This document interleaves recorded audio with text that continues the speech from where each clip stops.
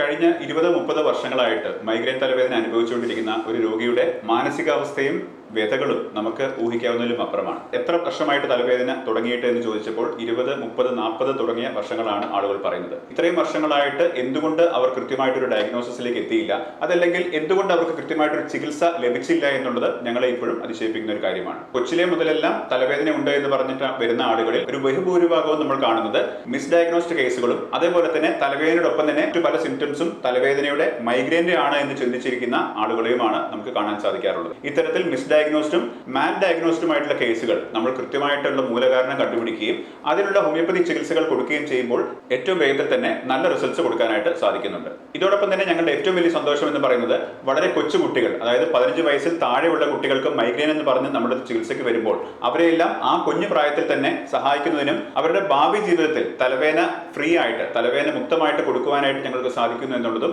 വളരെയധികം സന്തോഷവും അഭിമാനമുള്ള കാര്യമാണ്. വളരെ വർഷങ്ങളായിട്ട് എനിക്ക് മൈഗ്രെയിൻ ഉണ്ടെന്നോ വളരെ ദീർഘകാലമായിട്ട് അനുഭവിക്കുന്ന ഈ അസുഖം മാറില്ല എന്നോ ഇനിയും വിശ്വസിച്ചുകൊണ്ട് കരുതിക്കൊണ്ട് തെറ്റിദ്ധരിച്ചുകൊണ്ടിരിക്കാതെ കൃത്യമായിട്ടുള്ള ചികിത്സ എടുക്കുന്നതിനും അത് മാറ്റിയെടുക്കുന്നതിനും നിങ്ങൾ പ്രത്യേകം ശ്രദ്ധിക്കുമല്ലോ. മൈഗ്രെയിൻ എന്ന രോഗത്തിന് ഞങ്ങൾ കൊടുക്കുന്ന ചികിത്സയുടെ വിശദ വിവരങ്ങൾ അറിയുന്നതിനായിട്ട് താഴെ കാണുന്ന നമ്പറിൽ ബന്ധപ്പെടുമല്ലോ. എന്തുകൊണ്ടാണ് ഇത്രയും വർഷങ്ങളായിട്ട് നിൽക്കുന്ന നിങ്ങളുടെ ഈ തലവേദന മാറി വരാത്തത് എന്ന് നിങ്ങൾ കരുതുന്ന ഒരു കാരണം താഴെ കമന്റ് ചെയ്യുമല്ലോ.